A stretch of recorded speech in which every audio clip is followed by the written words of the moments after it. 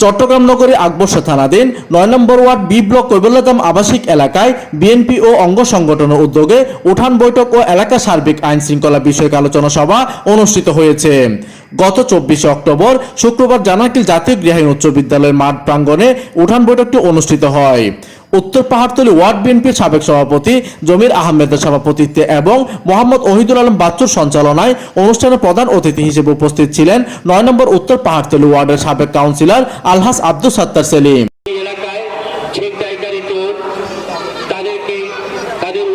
কিশোর গ্যাংয়ের উৎপাত, আপনাদের আরো একটা কষ্ট, তাদেরকে ধরে যদি আপনারা পুলিশের কাছে আইনের কাছে সুপর্দ করেন, রাতের বেলা সুপর্দ করলে সকালবেলা তারা বের হয়ে যায়।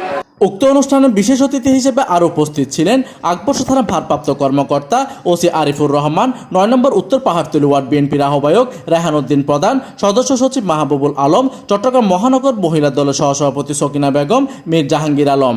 এতে আরও উপস্থিত ছিলেন ৯ নম্বর ওয়ার্ড বিএনপির সদস্য মোহাম্মদ নাসির, আকবর্ষা থানা স্বেচ্ছাসেবক দলের যুগ্ম আহ্বায়ক আব্দুল মোতালেব, আকবর্ষা থানা যুব দলের সাবেক সদস্য সচিব শেখ সেলিম, কৈবল্যধাম আবাসিক এলাকা সাংগঠনিক সম্পাদক পেয়ার আহমেদ, আবু বক্কর সিদ্দিক লিটন, আব্দুল আজিজ ও মোহাম্মদ আলাউদ্দিন।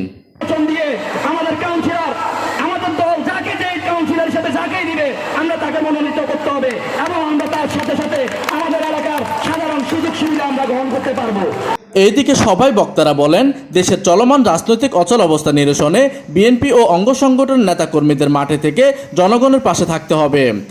জনগণের ভোটাধিকার পুনরুদ্ধার এবং দেশে গঠনতন্ত্র প্রতিষ্ঠার জন্য সবাইকে ঐক্যবদ্ধ হতে হবে বলে সবাই বক্তারা বলেন। প্রতিনিধির তথ্য ও পাঠানো চিত্রে ডেস্ক নিউজ, দিগন্তের বার্তা 24, চট্টগ্রাম।